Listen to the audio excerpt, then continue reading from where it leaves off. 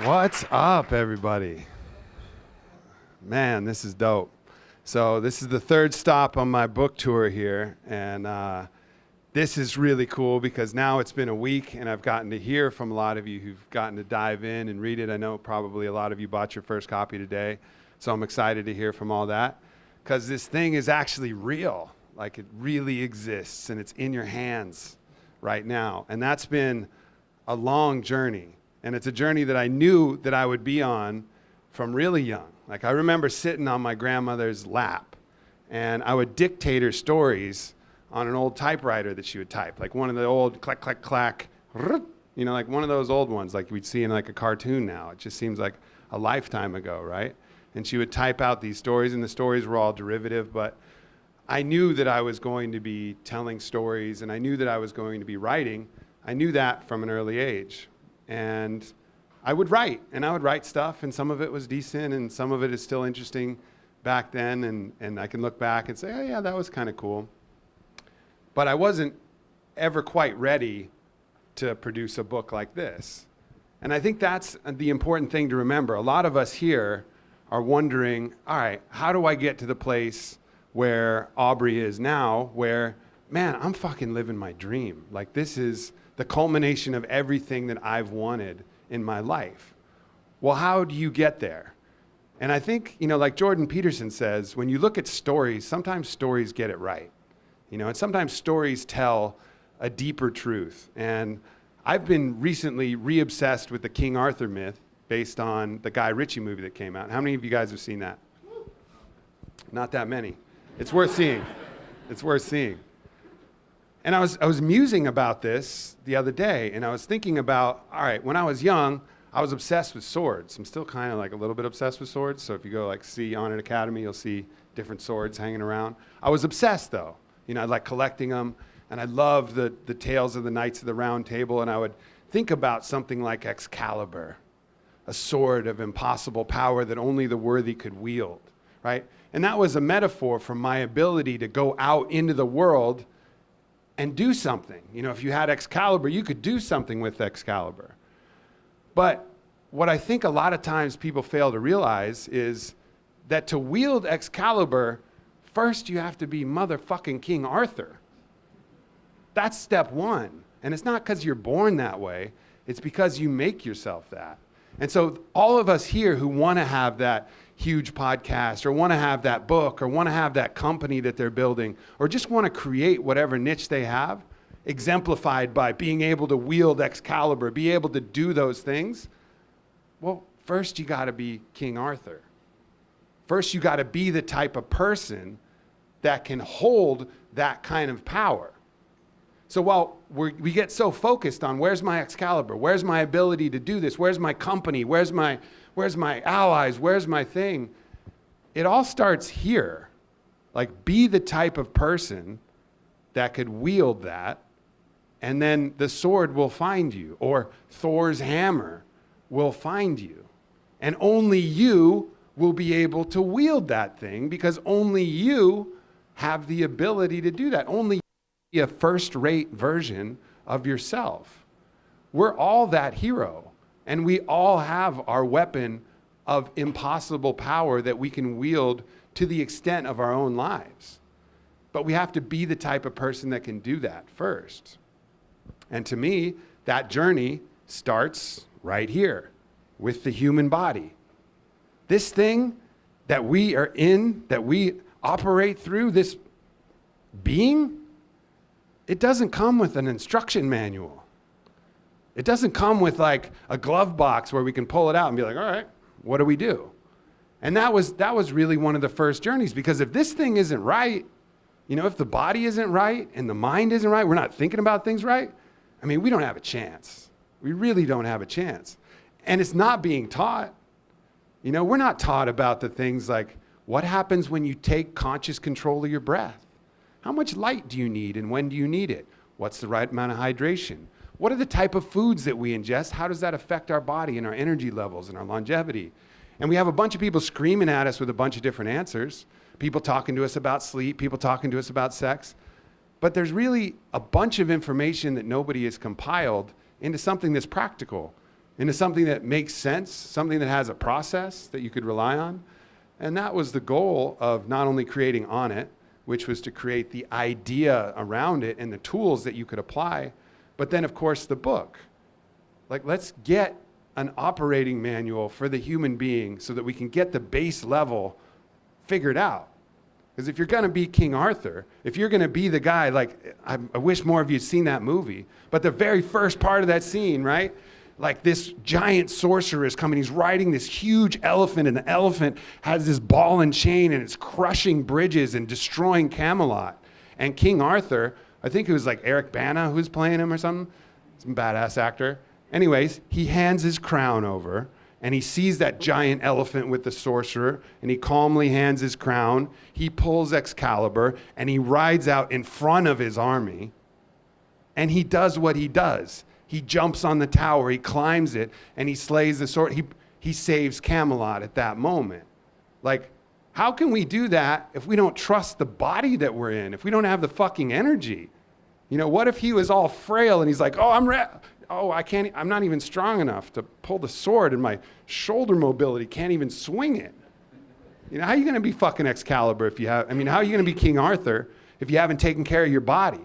You know, how are you going to put yourself in that state? So that's where it starts. It starts with getting this thing right so we can be the type of hero that can explore life. And then you start layering the other stuff on top. And what's the other part of King Arthur? Why would you go out in front? Well, it's because you know who you are, number one.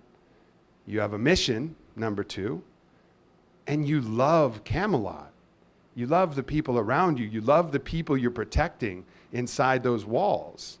And so you start to add those things together. All right, I have to be King Arthur embodied. I have to have a mission. I have to know what my purpose is. And I have to love people, and I have to want to fight for them. And then you start to become the hero, because we're all heroes. It doesn't matter if Camelot's this big or Camelot's just your nuclear family. Camelot's your husband and your kid, or Camelot's the co-workers that you work for. All the elements are the same. The story's the same. It's all fractal. It's not more important that one person has a bigger thing or a smaller thing. It's not more important if you have 10,000 Instagram followers or 10. It matters if you're making a difference to who you're around and who you're with. And so the process is the same. The process, like, I'm getting feedback from this book from all kinds of top athletes. You know, I got personal calls from, you know, my friend Jonathan Taves and Duncan Keith, some of the athletes that the world looks up to, you know, Stanley Cup winners, Olympic medalists. They're hitting me up like, man, your book's fucking awesome. And then I'm getting hit up by other random people who are just working their day to day, just trying to figure it out. That, man, your book's awesome, because the human organism is ultimately the same whether you're trying to score goals and win a Stanley Cup, or whether you're just trying to crush it at your regular job, or crush it at your house, or be present for your family. The process is the same. And that's ultimately what we have to rely on. Like, all right, becoming the hero, becoming King Arthur, that sounds cool, but that's a lofty goal. Like, that's like way out in the future. So how do we get from here to there? How do we bridge the gap? You know, how do we take ourselves from the state we are now to that state? The process. The process. What's next? How do you wake up in the morning? All right, well, overnight I lost a pound of water. I'm going to be dehydrated. If I'm dehydrated, I'm not going to have enough energy. If I don't have enough energy, I'm not going to be able to do what I need to do. And I'm also going to be irritable. I'm going to be more likely to create messes instead of create solutions. So the first thing you do, drink some fucking water. Add some sea salt. We're saltwater organisms. We need the electrolytes to get back into our body. Replenish ourselves before we hit that coffee button, which should be a turbo button, but for most of us, it's a fucking normal button. And then what next? All right, well, let's use the other natural resources. Light. Let's get out in the sun. Let's set the circadian rhythm so we have energy throughout the day. And we're tired at night so we can actually get some sleep and restore and recover. All right, we can do that. That's not hard. All right, and what's the next thing? Okay, we got to move a little bit, because you got to be able to move your body in order to actually get to play on this playground we call life. All right, and that's also going to set your circadian rhythm. So the first 15 minutes before you wake up, None of those things are hard. You just have to do them. That's the process. And then the next part of the process, move on to chapter 2 of the book. All right, what's the next thing we can do? Well, most of us are stressed the fuck out. We're stressed out. So how do you reduce stress? Well, you could crush some Xanax first thing in the morning. I mean, hit a bar of Xanax, that'll fucking make you feel less stressed. But is that really going to work? No, because have we tried the natural doctors first? Have we used the cold? Have we used our breath? Probably not. No one's told us to do that. But by going in the cold, we're going to increase norepinephrine by 300%, which is going to drop our cortisol. And then we're also going to build longevity through cold shock proteins. We're also going to decrease inflammation, which is sucking the energy right out of our body. So maybe let's take a cold shower. All right. And that's not going to be easy, though. That's going to take a little work. As I talk about, this is the thing that when I tell people to do, this is the thing they struggle with the most. Probably the hardest single thing in the book, unless you like really love Fruit Loops, and that's really hard for you to give up, because there's like no room for Fruit Loops. But that moment when you're sitting in the shower, and you'll read all the science and all the clinical research in the book if you haven't already, you'll know that the cold is good for you. You'll know it. And you'll be taking your warm shower, you'll be washing up, and then that nozzle will be looking at you. And your hand will reach out for it maybe a couple times. You're like, she'll shake it off. And then all you got to do is turn it to the left, turn it to the right. I don't know. Depends. Depends on what kind of shower you got. And then that cold water will hit you, and then you just got to stay in there for 2 minutes. Now, that seems like, for some of us, man, that's really hard. I got to sit in the cold. But you know the benefit. And if you are the hero, if you are King Arthur, if you're the guy who hands your crown and goes and rides out in front of your army to save Camelot, you better be able to turn the fucking nozzle 3 degrees to the left and withstand 2 minutes of cold water for your life. You have to be able to do that.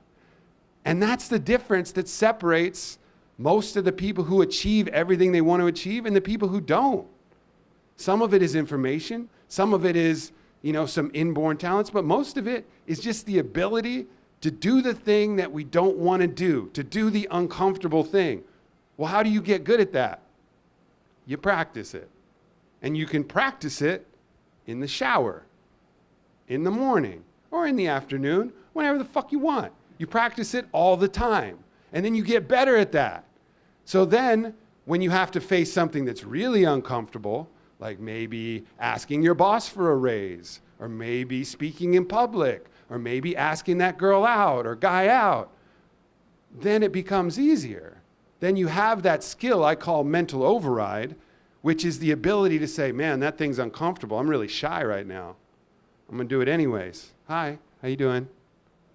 Like that thing can change your life. And maybe it's not a guy or a girl you want romantically. Maybe it's a friend or a connection you want to make, but you don't have the courage to go up and say something. Or maybe it's something else that you have to do that's hard. Like those times I was sitting trying to write this book, I'd carve myself out a week, and I'd fucking walk around the place, and I'd tidy it up 1,000 times and make sure it was neat and figure out what else I had to do, and then maybe masturbate and maybe masturbate again and then figure it out. And then finally it's just like, no, fuck this. I got to write. I have to write right now. That's what I'm here to do. I have to write. And then you get better at that, and you get better at that, and then you just get better at doing the things that allow you to have a moment like I'm having now. Because you've paid the blood price. You've done the uncomfortable thing. It wasn't my first choice every time I'd be locked in a room for 12 to 14 hours writing this. Sure, I'm inspired to do it. Sure, I love the content. But it's hard. It's hard when all the people you love and the friends and family are out having fun and doing cool shit, and you're just there writing, unplugged, doing that. Well, how do you do that? You train it. And we have to train it. We have to train ourselves to do the uncomfortable things. And that's literally the hardest thing, single thing in the book to do. But then you start stacking those up. And then with breakfast, you start to make better choices. Like, you know what? I'm not going for that sugary thing. I'm going for something higher fat, higher protein, higher fiber, or I'm just not going to eat to lunch. That's cool. That's not a hard choice either. And then, on the way to work, you can either listen to that normal, mind-numbing, distracting music or talk or whatever, or you can put on something informative, an audiobook. Like, how many of us have had an audiobook and we're like, man, I really should finish that audiobook? But we don't do it. We just listen to fucking top 40. Like, you're going to be King Arthur, you're going to be Queen Guinevere, you fucking put on the audiobook. You just do it because you know it's going to be better for you than, listening to the latest Miley. Like, there'll be time for that, but take advantage of the opportunities you have. All it is, you're opening your iPhone and you're fucking pushing the button, and that's going to expand your mind. That's going to give you some knowledge. And then being mindful, getting still. That can be hard too because, a lot of us have tried meditation. How many people have tried meditation here in the room? Woo, yeah. I like that. How many people have succeeded? Fewer hands, but pretty good. Not bad. It's a challenging thing. But I think when you make it a bigger thing than it really needs to be, it becomes this thing that's really hard to achieve, and then we get frustrated. So I talk about really simple ways to get mindful, to get present, using breath, using different techniques, one called the wide peripheral gaze. And you can do it fucking anywhere, anytime, and improve it. Let's do it now together. So everybody, I want everybody here to take 6 deep breaths with me. And in a Japanese study, it was 6 deep breaths that showed a state change. It showed a decrease in blood pressure, and it showed the alteration of the brainwave states associated with that. So let's take 6 deep breaths together. Ready, everybody?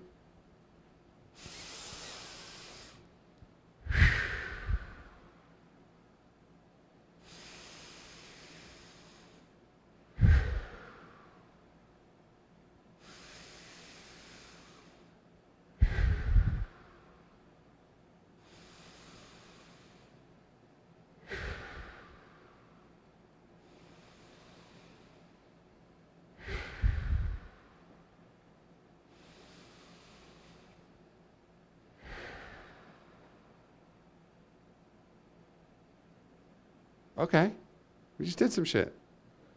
We just did some shit right now. In the middle of the Strand bookstore in New York. Took 6 breaths. Like, you can all feel it, right? You can feel a little difference in the room. You feel a little difference in yourself. You just created a state change. How many times have you been frantic and frustrated and a little anxious and stressed and didn't even know you had that tool available to you right there? Free as fuck. Free as fuck. 6 breaths. So practice that. Practice that all different times. I was just doing it right before I came out here. Okay, I got to talk to a bunch of people. Let's get centered. 6 breaths. Cool. Another technique that's in the book is from Native American trained tracker Tom Brown. And it's a meditation technique where most of the time in meditation, you're focused on one little thing. Maybe that's your breath, or maybe focused on a dot, or maybe focused on the emptiness in your head, or maybe focused on a chant. That's a pretty good way to meditate, although it requires you to be in a very quiet place or a very still place.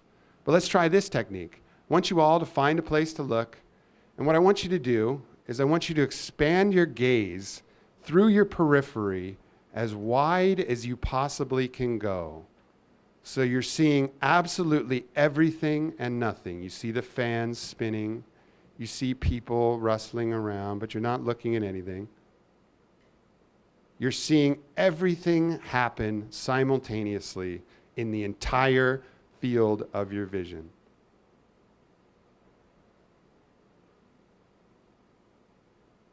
It's hard to think about other shit when you're doing that, right? That's meditation. Meditation is quieting the mind from all the thoughts. And so that's a technique that we can use that happens quickly. A meditation that you can bring into your life and have a little bit of mindfulness. Because mindfulness, self-awareness, that gives you agency. That gives you choice. That gives you the ability to chart your course and make decisions that are going to be beneficial to your life and be open to the signs and open to the people who are there to help you and open to the wayfinding, that whisper that comes from the stillness of our higher self that's talking to us constantly, but we're too fucking distracted to listen. Well, how do you hear that thing? How do you get the help? Just get still. Because that whisper is constant. It's always there. It's always talking to us. You just have to get quiet enough to hear it. And then you can start imagining what you want from your life. Imagining yourself in a year employing some of these practices, being the type of person that can push against discomfort, that can push against those things that make things really easy, but be the hero who can make the hard choice for the benefit of your life. And you start imagining how that's going to change your life. And then you start anchoring to those people you love. Let's all think about that right now. Like, think about those people around us who we love, who are struggling a little bit. Let's think about those. Let's have somebody in mind. And then think about them watching us. Not us talking to them like we probably do. Hey, man, hey, girl, you should really, do this stuff. It'll help you get your shit together. That doesn't work. But if we start doing it and they start seeing it, and then we're able to say, hey, come along with me. Let me show you. This feels really good. I feel really good. You want to come along for this ride? Come on, I'll show you the way. And then you are protecting Camelot. You are helping the ones you love. You are being the hero. But it starts by being that first. It starts by you doing the work. To be of service, you have to be fit for service. And to really do anything, you have to do it for love. You got to do it for love. You got to do it for love of yourself, for love of the ability to live a life fully expressed, live a life that you fucking love, live a life like the Lakota Sioux where you can walk out into the plains, open your heart to the sky and say, Hoka hey, today is a good day to die. Because you've lived so fucking well, because you've loved, because you've seen what this body can do, because you've laughed, because you've smiled, because you've been who you're capable of being. And when you're that, then if fortune comes and takes your life away, snatches it from you, okay, hoka hey, today's a good fucking day. We all need to reach that. We don't want to be like, I give stories here in this book from Bronnie Ware, who's a palliative care nurse, and she's talking constantly to people at the end of their life, and they're saying, I wish I didn't work so hard. I wish I spent more time with my friends. I wish I'd have done what I loved. I wish. Let's not be that. Let's take control now. Let's make the changes now, preemptively. Let's start living presently now. And then we won't be in that boat. We won't look back when it's too late, Like that story of Steve Jobs. Steve Jobs would have given anything, all his success, anything, to be well. But by the time he was sick, it was too late. Too much stress, too much work, too much imbalance. I don't know the specifics. I'm not his fucking doctor, but I know that stress, inflammation, these major things are the root cause of all disease, of all illness, fear, all of these things. These are at the core of what makes us unwell. And so we can wait for the universe to give us that too late sign and have our awakening then. We can wait for that catastrophe to drive us into something more positive, or just fucking start now. Start now preemptively. Do the uncomfortable things. Do the things that we know that we need to do. And then we won't find ourselves in that situation. Or if we do find ourselves in that situation, fuck it. At least we've lived the best we could, because that's all we can do. All we can do is our best. And the book, hopefully, gives you a plan for what that best looks like. What the best connection to those you love looks like. What the best way to adhere to your mission looks like. What the best way to support yourself looks like. What the best way to express yourself looks like. And then, of course, the book doesn't cover everything, but I want to write more books. So that's good. Because you got to then focus on the heart, focus on love, maybe focus on your connection to community, focus on your connection to whatever spiritual source that you might find. Though it's kind of the roadmap to the rest of my book, so it's fucking spoiler alert. But you got to take care of this first, because you got to be embodied as that type of person before you worry too deeply about that other stuff. And this is the simple plan. Like I said, there's nothing in here that's hard. Sure, there's some fancy biohacks. You know, when I say go out and get light, all right, maybe if it's a day like today and it's super cloudy and you know, all you got is yellow lights in your house and ain't much to do, all right, it might be hard to get light. So maybe if you have the money, you can get this biohack called the human charger that puts these light emitting earbuds right in your ear, and they light up the photoreceptors in your inner ear, and that wakes up your circadian rhythm, and it costs about $200. Like, that's cool. Most of us don't need it. Most of us can just get light. But there are ways to escalate, and I put those in there. But really, it's the free doctors that count. You know, Onnit has a bunch of awesome tools. And I talk about a couple of them in the book. But it's always back to the basics. Are you moving? How are you eating? Are you sleeping? Are you having sex? You know, these are the things that are going to make the huge macro shifts in our life. Like those 6 deep breaths, like any form of pranayama, which is the conscious control of your breath. There's study after study after study showing how beneficial that is. But our doctors aren't going to tell us about it. I give some statistics in the book. Like, well over half, the majority of reasons that people go to the doctor are stress related. But a fraction of the doctors feel even equipped to talk about stress, nor are they practicing any stress reduction techniques in their own life? Doctors are good at fixing acute problems. You got an infection, you got something that needs to get stitched up, fucking great. But a lot of this basic maintenance work is on us. That's not their job. Their job is to fix us when we're broken. Our job is to do the best we can not to get broken. Do the best we can to live as well as we possibly can. And I think that's one of the reasons why you guys are here in the room, or maybe you're going to ask me some questions about psychedelics. That's cool too. I'm down to answer both. But that's the reason for this book. That's the reason for this event. And I think that's the reason why it's resonating with so many people, is it starts with the base of the pyramid. And hopefully, you know, this book can be of service to all you guys in creating that. And I'm just super grateful for another amazing turnout, for all the love that you guys have shown in all the different channels, in person, in social. I mean, really, this is Camelot. You know, yeah, I have some special people too, you know, and some of them are here in the room as well. And they help me, and a look from them and knowing that they're listening, yeah, that helps too. That helps a lot. But if it wasn't for you guys, I don't know what the fuck I'd be doing. Because it's imagining what this book was going to do for all of you that helped me through my own dark times. And all the other dark times. You know, I talk about those a lot. All the times when I've been in the shit, those times when I've had to take a knee and didn't know if I was going to puke or shit my pants, or if I needed to pray to God, or if I needed to go to sleep, or maybe if I should just jump out the fucking window because I couldn't handle it.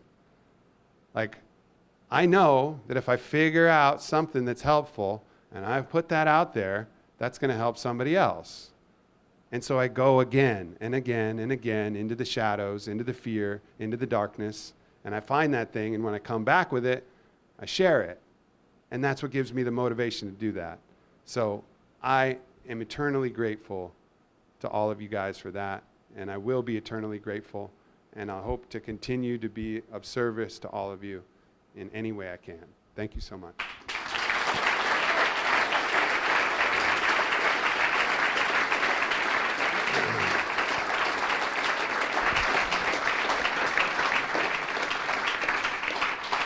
So let's open this up to questions. Ask me anything. I'm going to do my best to take the microphone from the front to the back because there's so many people here. So if we don't get to you in the front originally, you might not get to have your question answered, but we're going to do our best. So raise your hands. All right. Hey, Aubrey. Hey, how's it going? Good, good. Thanks for doing all the work you do, man. You're welcome, brother. It's made a huge difference in my life. So I guess, like, you know, the one basic question, the thing that plagues me is like food choices. Because I try to make changes, right? Like, and make them stick. Other stuff, yeah. But when it comes to food, it affects my social life, you know, and it's like a cycle. It's been almost like 2 years I've been trying to like stick to the thing that helps me with my health. I see the difference, you know, and then it's back to the same thing. 1 step forward and 2 steps backward. So if you have any insight on, how do you deal with that kind So of crap? so why does it affect your social life? I mean, the way it happens is I have friends who, they won't force me. It's, I'm a grown-up, but at the same time, there's a bit of a pressure.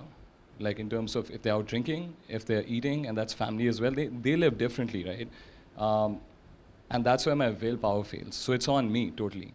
But I've been seeing it for too long. Like, there'll be a time span where I'm like, yeah, I'm on this, man. It's all about my willpower, I'm disciplined. And then one day I'll fuck up, and then that becomes a repeating action. I think there's a couple things there. For one, let's just tackle the last thing. When you fuck up, it's probably, there's this voice of self-criticism and self-judgment saying, I fucked up again, here we go, I'm off the rails. Like, okay, you fucked up. Doesn't mean that you can't get right back on it right afterwards. If you eat too many carbohydrates and you go for a walk, it's going to lower your blood sugar. If you have some cinnamon and some apple cider vinegar, it's going to lower your blood sugar. It's going to mitigate that. If you're having something that you shouldn't have and you can slow down that process with healthy fats, that's going to help. Or if you wake up the next morning, fast till lunch, give your body some extra time to deplete that glycogen. I don't know what your fuck-ups are. Could be crack. I don't know.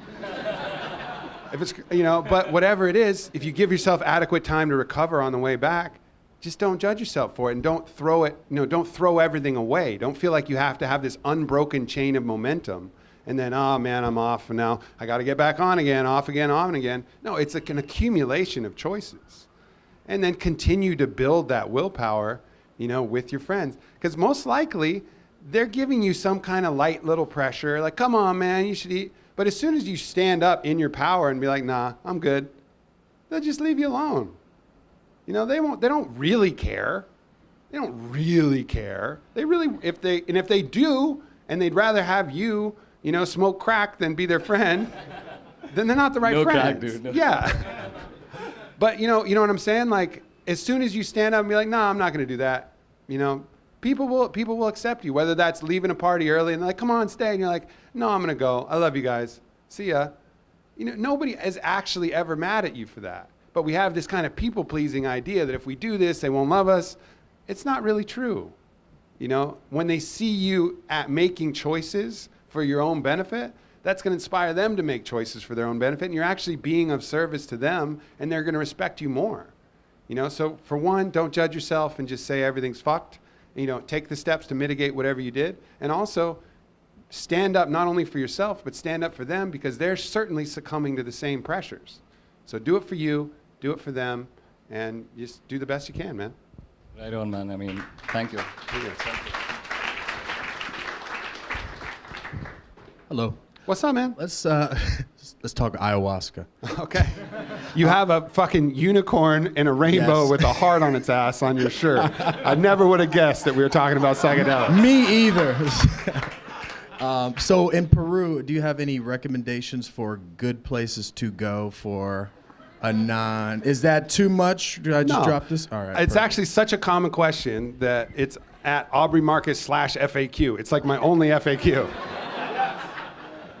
But that's a hard question because, there's not a lot of places that I would, lend my credence to because it's a wild game. This is a medicine that developed in the jungle. And in the jungle, the law of the jungle exists. And what's the law of the jungle? Well, the law of the jungle is the strong eats the weak. The strong survives. The shamans are strong. Their morality doesn't, just because you're a shaman, doesn't mean that you're not also a jaguar that eats everything it fucking can. And if we show up and we looking like a tapir, they're going to eat our ass. Like, that's the nature of the beast when it comes to these things. So you have to be mindful. And you also have to know on a root level, are you called to the medicine? Is it the right time? But practitioners is another tricky question. And so, there are a couple places that I've been that I can vouch for that, you're not going to get eaten, you're not going to get treated like a tapir. But there's also not, there's not enough for everybody. Like, everybody in this room could go back. You couldn't even book in. Like, not even this room, let alone everybody on my podcast and stuff. So, hopefully as time goes on with the work that MAPS and Hefter are doing to make this legal nationwide and get, trained clinicians who are able to provide psychedelic medicine like MDMA-assisted psychotherapy, like the psilocybin doses that Hefter's providing, in really safe, clean, sterile environments, because this is like psychic surgery, you know, and you can go to a really good traditional doctor, which is what these shamans are, and get a clean psychic surgery.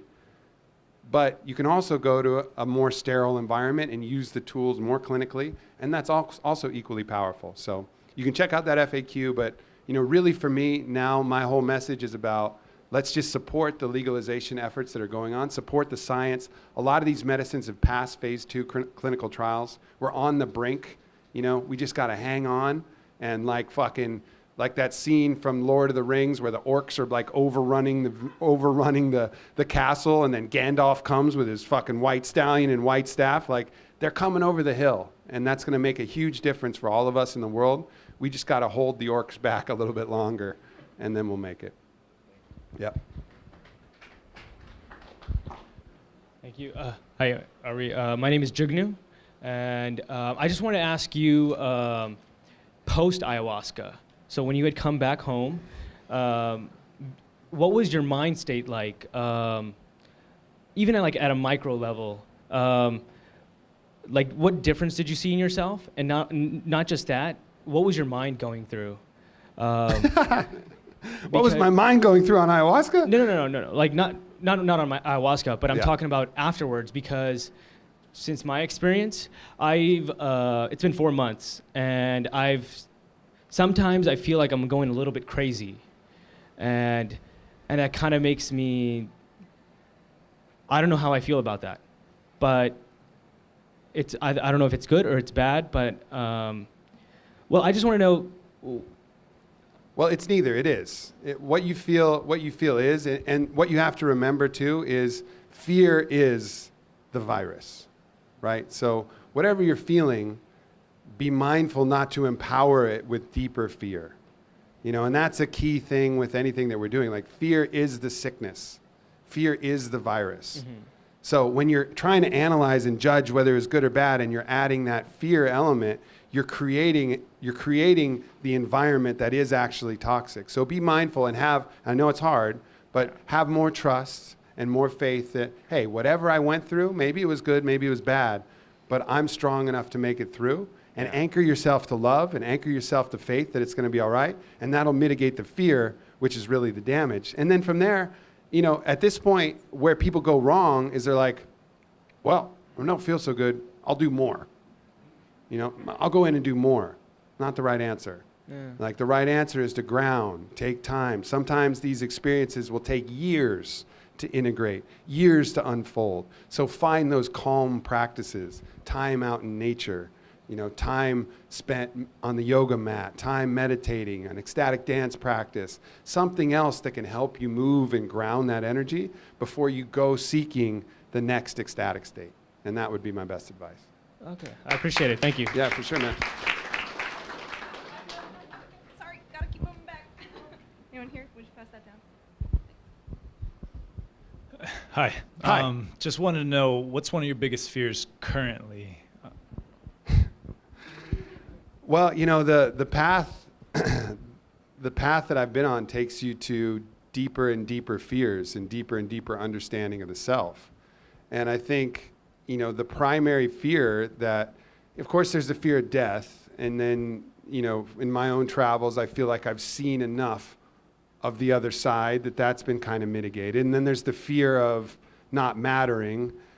And, you know, I've already pushed enough out that I feel like, okay, I've kind of mitigated that in reality, and I'm doing what I'm supposed to be doing. And then really at the core, there's a fear of not being good enough, of not really being worthy of love. And you start to explore that, your own self-judge and your own ability to dole out that love and receive that love from the world, and what conditions that you place upon yourself. And maybe that's something having to do, you know, as men, something to do with our masculinity. Maybe that's we don't love ourselves unless we think of ourselves in this way. We're a great lover. We attract this girl. We accomplish this, or else we're not worthy of love. So it's this deep fear that we're not worthy. And there's layers and layers and layers of that that you just keep uncovering, and recognize that there is nothing externally that we will ever do, no validation that will come externally that will ever make us truly feel worthy of love, unless we just recognize that we are already inherently worthy of love and that we don't need any external validation. So the journey that I'm on and the fears that still come up are, am I worthy? And I'm still finding external ways, whether it's through, open relationship, or whether it's through, business, or through some other way where I feel like I'm not worthy. And so I will block the love that's coming in and block the love and joy from being in my own heart because I don't feel that I'm good enough. And that's really where I think a lot of the shadows and a lot of the fears lie. And you can trace the patterns back to, so parents or other things, but it's all going to be the same. We're all going to have some way in which the world told us that we're not worthy of love. And we're going to have to go find the keys to unlock that and recognize that we are, so that we can feel it and that we can give it.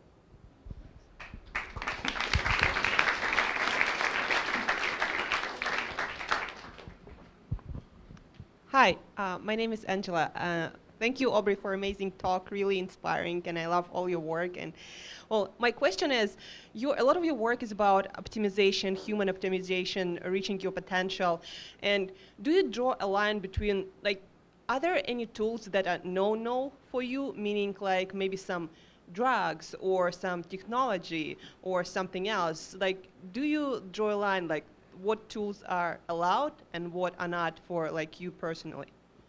Yeah, I think that's a really interesting question. And I think that's a question that we have to look at, really look at the data and look at our experience to understand, because certainly the government doesn't get it always right. Certainly a lot of people have benefited from marijuana, and then with legalization, now they're able to do it legally. Certainly a lot of people have benefited from psilocybin, and that's been illegal. So you can't use that. And certainly a lot of people have been hurt by certain pharmaceutical addictions and certain pharmaceutical solutions, and that's perfectly legal and perfectly accepted. So you can't use the traditional mainstream criteria to figure that out. You got to kind of track that for yourself. Go to the primary data and go to the experiential data and see what it is that it's actually doing, and have that honest discussion. I thought it was really stimulating watching Hamilton Morris's documentary series on Vice, Hamilton's Pharmacopoeia, and he goes and he interviews somebody who says that PCP is an ally for him, and he creates art.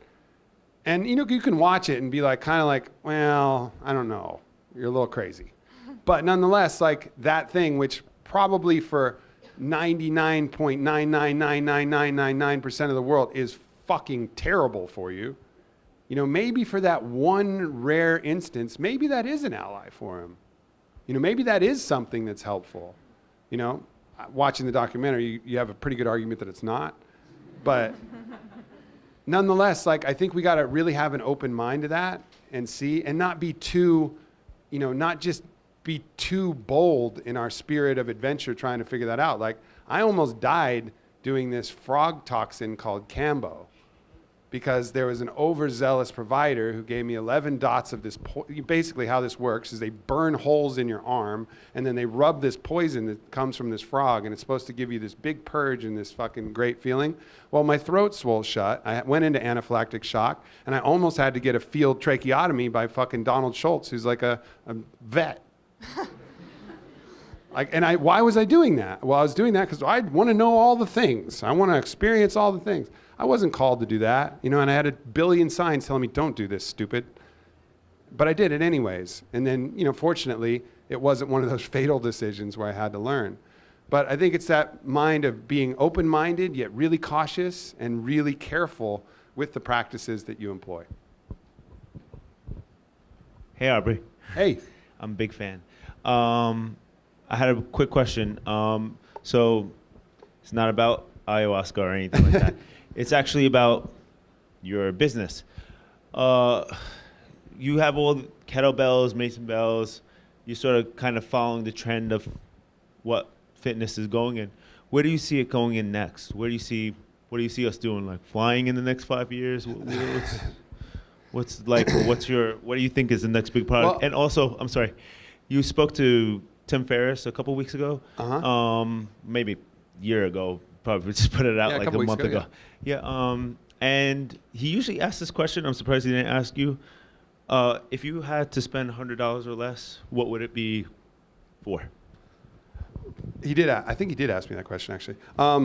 Well, first of all, a lot of the tools that Onnit has put forth, that's not a new idea. That's not where fitness is going. That's where fitness has been, right? Like swinging the mace behind your head, opening up the shoulder girdle, creating rotational power. That came from 12th century Persian wrestlers and warriors. Like that technique has been around forever. That's old school, now new school, because the human body hasn't changed that much. Like it hasn't adapted that much that those old techniques that were necessary to survive in battle are now no longer necessary now. So I think a lot of these things are going to now stick. Like a lot of the things we know about nutrition, it's not going to be like in 5 years, fat is out and sugar's back in. Not going to happen, promise you. Like the human body, we're starting to really figure it out. And it's not going to be like, in a couple years, we're going to be like, oh yeah, kettlebells, that was a fad, it's out. Mace training, that's out. I think really we're starting to understand it, and it's going to start to lock in, And there may be other technologies that we'll use, particularly for recovery. There's going to be some great techniques for recovery, using some infrared therapy and maybe some technology for that. I think there's going to be some really good techniques for the brain to be able to help modulate brainwave states. Like transcranial electromagnetic stimulation, things like that might advance. But as far as the body, it's pretty simple. Exert, mobilize, recover. Exert, mobilize, recover. And that's how the human body has always been, and that's how it's always going to be. And when it comes to, that thing under $100, probably the most controversial thing in my book, it's this. Right here. This is a can of Swedish snus, which is a way to deliver tobacco into my system in one of the least dangerous and least carcinogenic ways that I can get it in. Now, is it perfectly safe? Is it perfectly non-addictive? Fuck no. But it's very valuable, and the clinical research shows that on nicotine, it increases alpha frequency, it increases a deep focus, it helps me deeply relax, it helps me enjoy life more. But you got to be mindful. This is one of those tools like she was talking about. This is a tool where I have to approach this with caution. I have to approach this with mindfulness, because tobacco is a big plant, And certainly, smoking cigarettes will fucking kill you. Like that is a terrible way to get tobacco into your body. Like there is no doubt on the research on that. But then you look at the Royal London College of Physicians, and they talk about smokeless tobacco like this, which is one of the cleanest.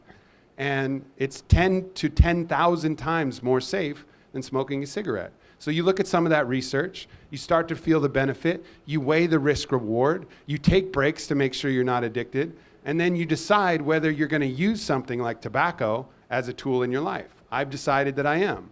And a couple days out of the week, I'll put one of these pouches in, like I did right before this, listening to some Tribe Called Red, getting fired up to talk to you guys with a little snooze in my mouth, and I'm fucking glad I did. And I wouldn't be quite as focused, and I wouldn't be quite as fired up if I didn't. And so this is a tool for me. This is an ally that is in that gray area, that I've made the personal decision, okay, this is for me. And so if I'm going to buy something under $100 that's changed my life, to me, I always answer, and I answered it on Gary Vee's podcast too, and he was like, what? But it's this thing. It's Swedish snus. And there's a lot of other ways to do it. Just don't inhale it. That's really the thing with tobacco. Hey, Aubrey. Nice to meet you. Dude, fucking loved your book. Well, I'm still reading it, but it's awesome. Thank you. I have a question about eating disorders. My sister-in-law has been anorexic for about 5 years. She went into rehab, and she got out, and it's kind of been this really slow trajectory back to where she is today. And vis-a-vis taking things like nicotine, traditional therapies, I've done a bit of research. I certainly haven't done enough, but I don't know if you've got any recommendations, or if you're informed on this topic at all. Yeah, look, I'm not a psychiatrist, so I'm in some level unqualified to even be speaking on that subject. So let's just put it out there that I'm relatively unqualified to talk to this. I don't have personal experience, nor am I trained in that. But when I do talk to doctors and psychiatrists, most of these conditions come from trauma. Like most of these addictive patterns are a way to try and deal with the trauma that you're holding inside. And undoubtedly, the most effective treatment for trauma is the treatment that's coming through the phase 2 trials from MAPS on MDMA-assisted psychotherapy. Like undoubtedly, that's one of the best ways. And also the research that's happening through Hefter with psilocybin. And I know it's a long time to wait and maybe too long, but 2021 is coming where your sister will be able to go to a clinic and then treat the root cause of that and try and figure that out. But other than that, EMDR, other techniques, I'm not well versed enough to really know how to deal with the root trauma, but understanding that, trying to just continually put out the fire, which is the addiction, without treating the root cause is going to be a real tough road. So whatever road that is that she can get to that root trauma that's driving that behavior, that's the path that she'll need to follow, and that's the path that those around her will be able to help support. But ultimately, just love her as much as you can, and that is the most healing force that we can provide. And then hopefully, soon enough, there'll be really good solutions to start dealing with trauma at that core level. Hey guys, I'm Hunter. So I just first of all want to thank you very much for being here. I don't really know how I ended up even getting here. Pretty crazy. I just sort of actually came down off of my own psychedelic DMT journey. Just right now? Just like today, actually. Okay. Yeah. And so I met this guy on a Wednesday who had introduced me to all these random people. Long story short, life-changing experience, absolutely incredible. Could talk about it for hours. How do you continue, I want to share the experience that I just went through with other people.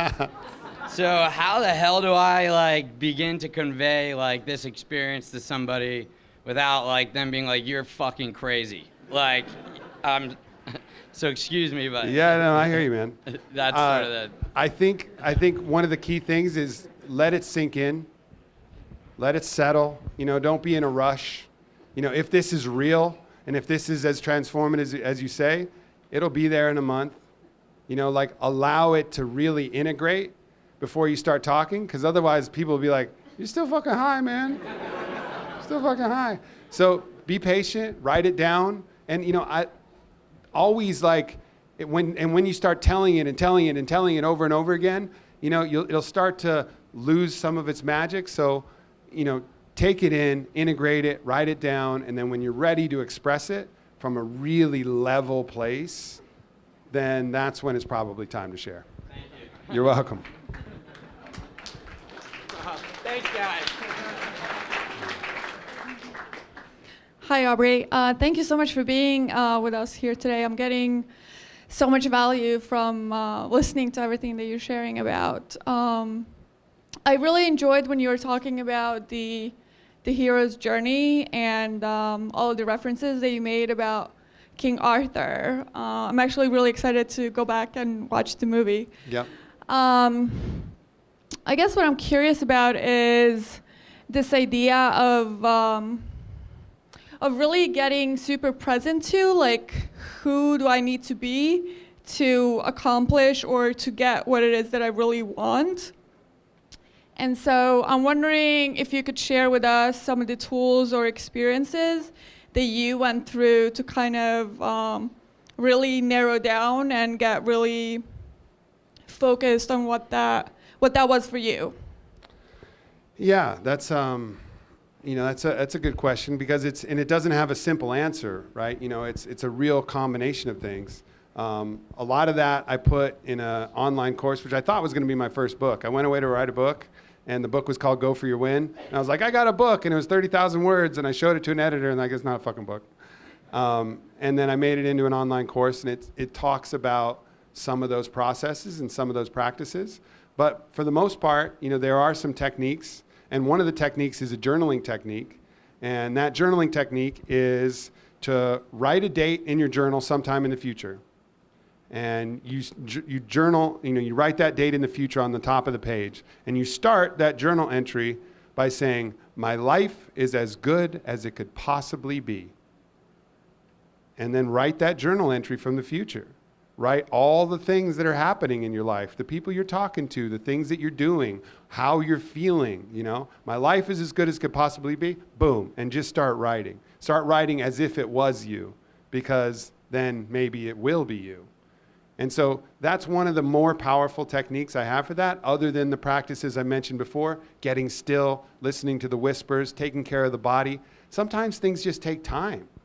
Sometimes you just have to keep up the regular daily grind, sweeping the floors, drawing the water, you know? Like that's the metaphor for finding the ways. Sometimes just doing what you can in the interim, envisioning the future, but maybe you're just not quite ready yet, and that's okay too.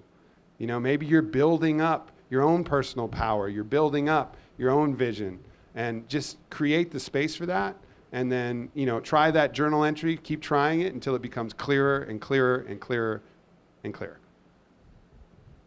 What's up, Aubrey? Love your content, love the Onnit brand. My question for you is, how do you personally balance your time in pursuing goals that might grow your business versus goals that might be a personal interest, like getting better at jujitsu, things like that?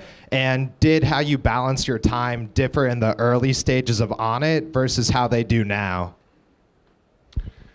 Yeah, a really good question there. I think, you know, you flow to what's needed, you know, and that's kind of an instinct that you develop over time. Like there's times, things always expand and contract. There's times where the wave is heavy and you got to paddle your ass off. And then there's times where you're just riding and you have spare time. And I think it's really being aware of the ebb and flow. Like right now, I'm at the tail end of a dead motherfucking sprint. I haven't had time to do hardly anything. You know, maybe yesterday I had 25 minutes in the gym and I did a couple pull-ups and some animal crawls across and listened to a few songs and moved my body around. That was all I had. That's like the extent of my fitness for the last 5 days. Why? Because this is the priority right now. I'll make up for the rest later. You know, but then there's going to be 2 weeks in Sedona where I have no work and I have no book promotion and I have nothing to do.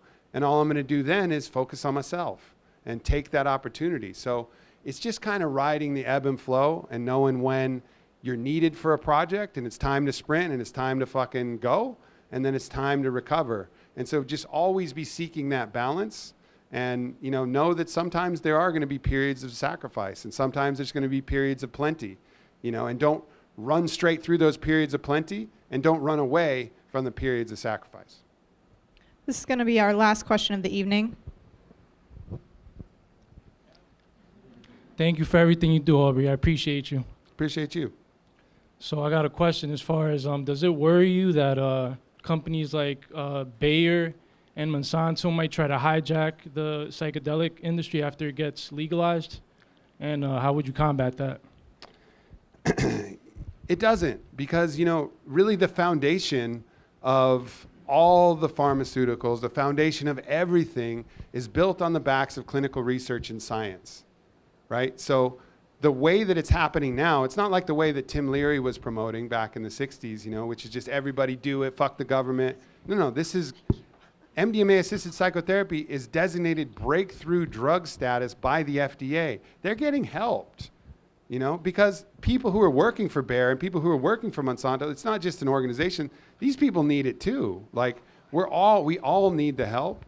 And the fact that it's going through the same process that they all have to rely on, clinical data, built on results, built on double-blind, placebo-controlled studies, to attack those things would be to attack the very things that have supported them, that same research that has allowed them to be where they are. So I think it's a pretty defensible position. Now, some people will try to sway public opinion, maybe some politicians or people who are afraid of their own shadow, afraid of their own shit or whatever. There'll be some resistance maybe that comes up, but I don't think it's going to be that systemic, big kind of conspiratorial resistance that we think, because first of all, I think we all know that we need this, and second of all, it's protected by the same methods that they're all using as well. And to attack them is to attack themselves. And if we know anything about them, you know, they have enough self-interest, you know, not to destroy themselves. That's all we have time for. Aubrey Marcus, everybody. Thank you, everybody.